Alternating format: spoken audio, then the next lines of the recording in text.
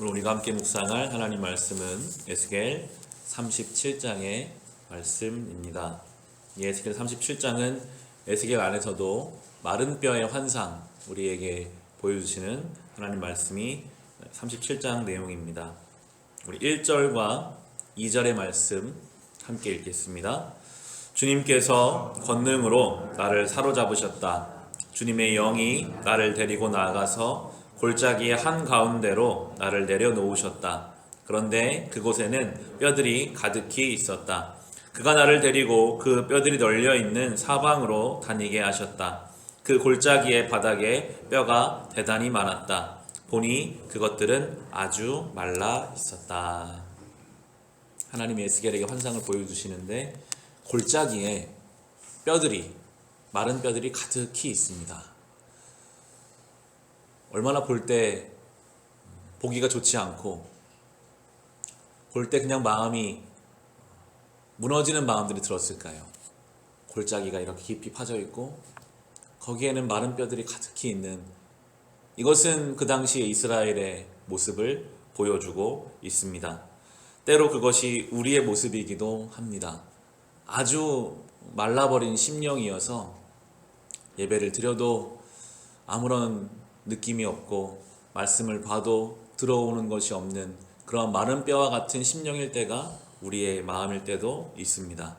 그렇게 환상을 보여주시고 하나님이 에스겔에게 그렇게 물으십니다. 3절 말씀 같이 읽겠습니다. 그가 내게 물으셨다. 사람아, 이 뼈들이 살아날 수 있겠느냐? 내가 대답하였다. 주 하나님, 주님께서는 아십니다. 이 뼈들이 살아날 수 있겠느냐? 아마 에스겔 인간적인 생각으로는 못 살아날 거라고 생각했을 거예요. 저게 어떻게 살아날 수 있을까? 딱딱하게 말라서. 하나님, 지혜로운 것이 내 생각은 그렇지만 주님께서 아십니다 라고 에스겔은 고백합니다. 하나님 앞에 불가능한 일은 없습니다. 아무리 마른 뼈와 같은 이스라엘도 하나님이 다시 살리시겠다라고 말씀하시는데요. 4절 말씀 보시면 그가 내게 말씀하셨다. 너는 이 뼈들에게 대언하여라. 너는 그들에게 전하여라. 너희 마른 뼈들아, 너희는 나 주의 말을 들어라. 뼈들을 향해서 말씀하라고 하세요. 귀가 있는 것도 아니고 들을 준비가 되어 있는 것도 아닌 이미 다 죽어서 말라버린 뼈들을 향해서 하나님은 그래도 말씀하라 하고 그렇게 명하고 계십니다.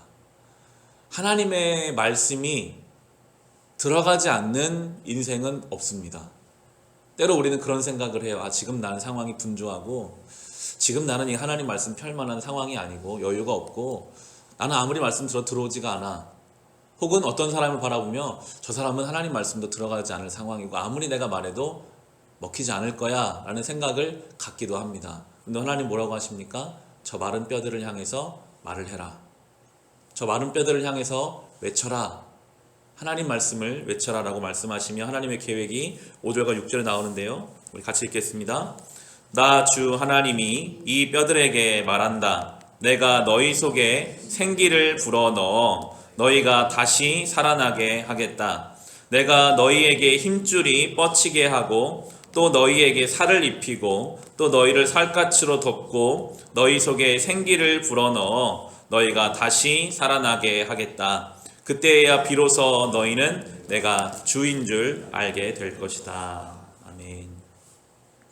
이것이 하나님의 이스라엘을 향한 계획이었습니다. 마른 뼈와 같고 심판받아 마땅하고 죄가 많아서 무너질 수밖에 없는 완전히 말라 비틀어져 버린 그런 뼈 같은 이스라엘을 향해서, 그러나 이제 하나님 말씀하시고 다시 모든 것을 회복시키시고 하나님의 생기를 불어넣어서 살려내겠다. 하나님 말씀대로 모든 일이 이루어지고요. 그 마른 뼈가 하나님의 군대가 됩니다. 우리 10절 말씀 보시면 그래서 내가 명을 받은 대로 대언하였더니 생기가 그들 속으로 들어갔고 그래서 그들이 곧 살아나 제 발로 일어나서 서는데 엄청나게 큰 군대였다. 그 마른 뼈가 하나님의 군대가 됩니다. 원래 이스라엘 백성은 11절을 보시면 그때 그가 내게 말씀하였다. 사람아, 이 뼈들이 바로 이스라엘 온 족속이다. 그들이 말하기를 우리의 뼈가 말랐고 우리 희망도 사라졌으니 우리는 망했다 한다. 그러므로 너는 대언하여 그들에게 전하여라. 나 주 하나님 말한다. 내 백성아, 내가 너희 무덤을 열고 무덤 속에서 너희를 이끌어내고 너희 이스라엘 땅으로 들어가게 하겠다. 스스로 망했다고 생각했습니다. 이제 우리는 끝났다. 망했다. 하나님 뭐라고 하십니까? 무덤을 열어서라도 그 무덤 속에서라도 내가 인도해서 다시 하나님이 원하시는 그 자리로 너희를 이끌어 가겠다라고 말씀하십니다. 14절 우리 읽겠습니다. 내가 내 영을 너희 속에 두어서 너희가 살 수 있게 하고 너희를 너희의 땅에 데려다가 놓겠으니 그때에야 비로소 너희는 나 주가 말하고 그대로 이룬 줄을 알 것이다. 나 주의 말이다. 아멘. 마른 뼈가 하나님의 군대가 되는 과정 속에서는 하나님의 말씀과 하나님의 영이 있었습니다. 오늘 본문을 개인적으로 묵상해 보시면 말씀이 선포됐을 때 모든 외형은 갖추었으나 아직 생기가 없었고요. 거기에 다시 하나님의 생기가, 하나님의 영이 들어갔을 때 하나님의 군대가 되는 두 가지 단계를 이렇게 보여주고 있습니다. 우리의 삶에도 똑같습니다. 하나님 말씀이 들려오고 그 말씀이 성령 안에서 풀어져 갈 때에 마른 뼈와 같은 심령이 하나님의 군대가 되어가는 것입니다. 저는 하나님의 군대라는 이 표현이 참 마음에 와 닿더라고요. 소속감이 생기는 거거든요. 사명감이 생기는 것입니다. 그냥 마른 뼈였던 인생이 어느 순간 내가 하나님께 속한 하나님의 군대이구나. 단순히 나와 싸우라는 것이 아니라 뭔가 나의 가야 할 길을 하나님께로부터 부여받은 존재. 이 땅을 내가 살아가야 하는데 얼마가 될지는 모르나 하나님이 정하신 날 동안 이 땅을 살아가야 하는데 그냥 내가 살고 싶은 데 사는 인생이 아니라 내가 받은 하나님께로부터 받은 사명이 있고 하나님께로 받은 은혜가 있고 그걸 가지고 살아가는 그 인생이야말로 정말 살아있는 인생이 될 수 있음을 우리에게 말씀하고 계십니다.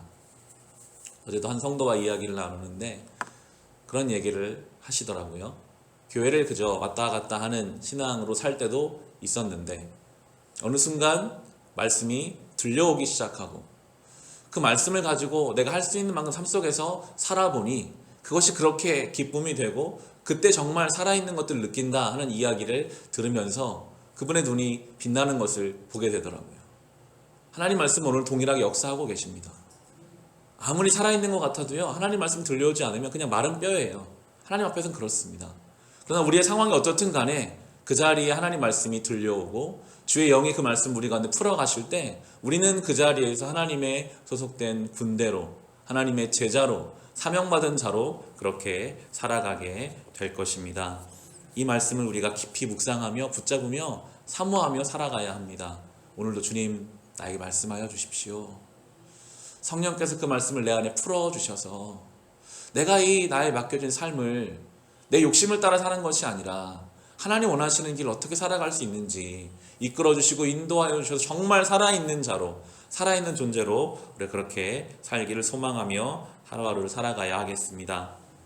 이렇게 환상을 보여주시고 나서 바로 이어져서 해주시는 말씀이 바로 16절, 17절인데요. 같이 읽겠습니다.